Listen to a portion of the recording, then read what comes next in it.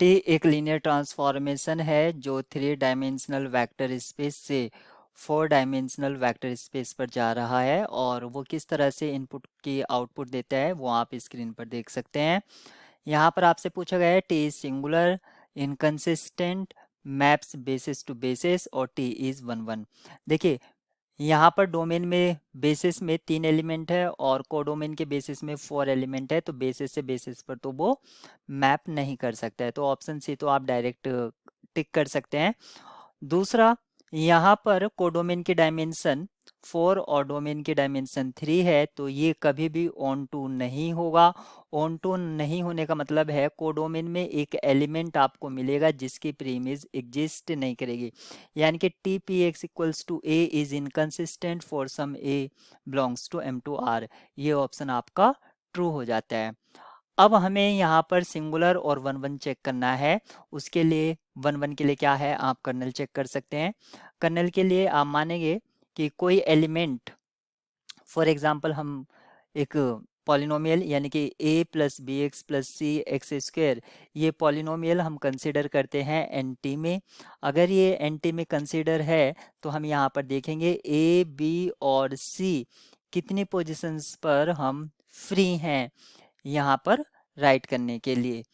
अगर ये null space में है तो इसका मीनिंग है T this one equals to 0, और यहाँ पर 0 हो गया है तो ये हो जाएगा ए माइनस बी, ए प्लस बी और सी इक्वल्स टू 0 मैट्रिक्स।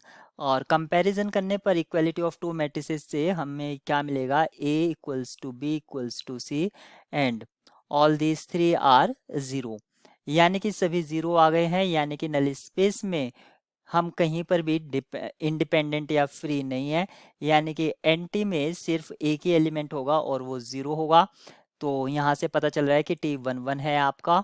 और अगर हम इसका मैट्रिक्स रिप्रेजेंटेशन देखते हैं, मैट्रिक्स रिप्रेजेंटेशन हमें ये बता देगा कि क्या ये सिंगुलर है या नहीं है। तो उसके लिए आप फर्स्ट एलिमेंट जिसको हम कह सकते हैं बेसिस क्या होगा, 1 x x² ये कंसिडर कर लिया आपने बेसिस डोमेन के लिए। तो t1 अगर फाइंड आउट करते हैं तो वो आपको क्या मिलेगा, 1 1 1 0। ऐसे ही tx उससे हमें मिलेगा 0 -1 1 0, और लास्ट टी एक्स स्क्वेयर इसके हमें इमेज मिलेगी 0 0 0 1।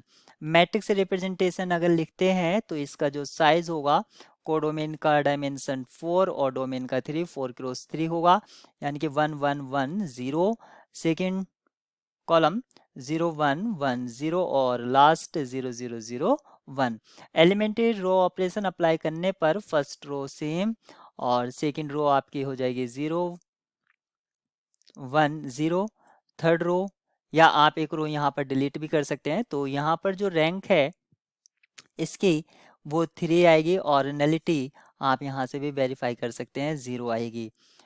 अब क्योंकि रैंक 3 है और ये जो मैट्रिक्स है रेक्टेंगुलर था, तो ये कभी भी इसका डिटर्मिनेंट हम फाइंड नहीं कर सकते, तो टी सिंगुलर नहीं होगा।